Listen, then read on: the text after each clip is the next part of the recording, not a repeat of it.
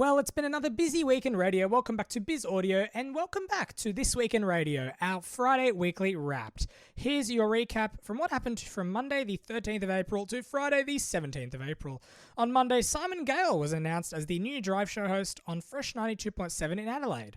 Also on Monday, Ida Avanian announced her departure from ARN. Nate Ryan announced his Nova redundancy on Wednesday after a collective 11 years with the network. On Wednesday in Nowra, Peter Gardiner departed ARN, as well as Graham McGillivray named the ARN Nowra General Manager.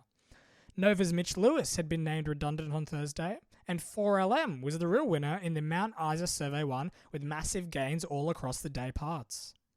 And on Friday, Georgie Tunney was announced as the temporary guest co-host on Kiss Sydney Breakfast and Kiss Melbourne Breakfast, joining Mike E and Brooklyn Ross.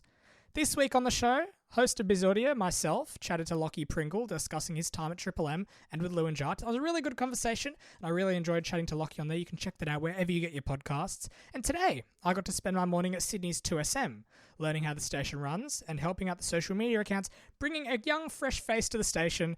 And that's all for this week. But look, I just want to chat more about Georgie Tunney. I think that's a really interesting appointment. Now, of course, she's been with iHeart for a while doing the Two Good Sports podcast. I think it's an interesting choice to bring someone over from the podcasting world into Kiss Breakfast Radio. Look, I think they need a strong voice, and she's quite well known with her podcast Two Good Sports. And look, different choice from ARN. I don't think I would have gone down that path if I was making that decision. But I think it's a well-played one. Nobody could have seen that coming. I think it was not on your bingo.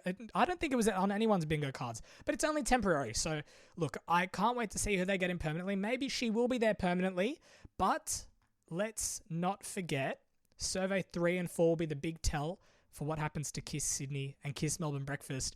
And don't forget, of course, they also have to name a replacement for Kiss 101.1 Breakfast, which I'm excited to see who that might be.